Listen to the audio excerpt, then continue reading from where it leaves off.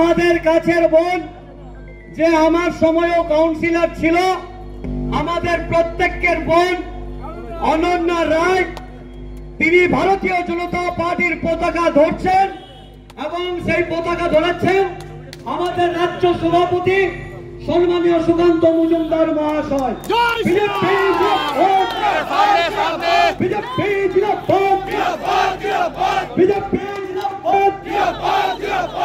অনন্যা এগিয়ে চলো, हम आपका साथ है। आज থেকে অনন্যা তুমি এগিয়ে চলো, हम आपका साथ है।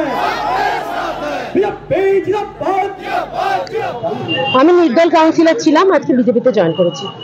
কারণটা কি?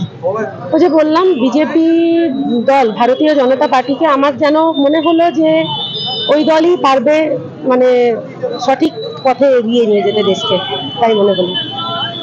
এবং সেটা আমি নয়, আপামর জনসাধারণ বলছে। নির্দল কাউন্সিলর হিসেবে কি কোনো সমস্যা হচ্ছে?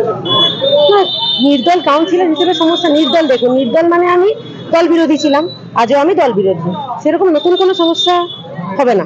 কোন দল বিরোধী? তৃণমূল শাসক দলের বিরোধী। কিন্তু আপনাকে একসময় দেখা গেছে নমিনেশন করতে মমতা ব্যানার্জির ছবি নিয়ে যেতেন, মমতা ব্যানার্জির ছবি নিয়ে নমিনেশন করছেন একসময়। নমিনেশন আপনি বোধহয় ভুল করছেন, নমিনেশন করিনি আমি, জেতার পরে আমি মমতা ব্যানার্জির ছবি নিয়েছিলাম।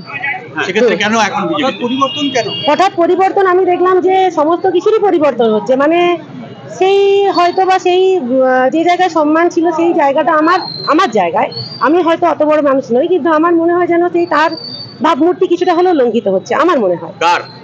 যার ছবি নিয়ে ঘুরেছিলাম। কোন ক্ষেত্রে এটা মনে করছেন? বিভিন্ন ক্ষেত্রে আমার মনে হয়।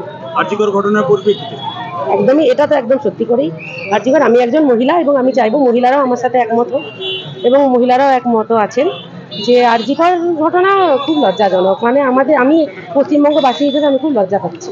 বলছি বিজেপিতে যোগ দিলেন কারণ?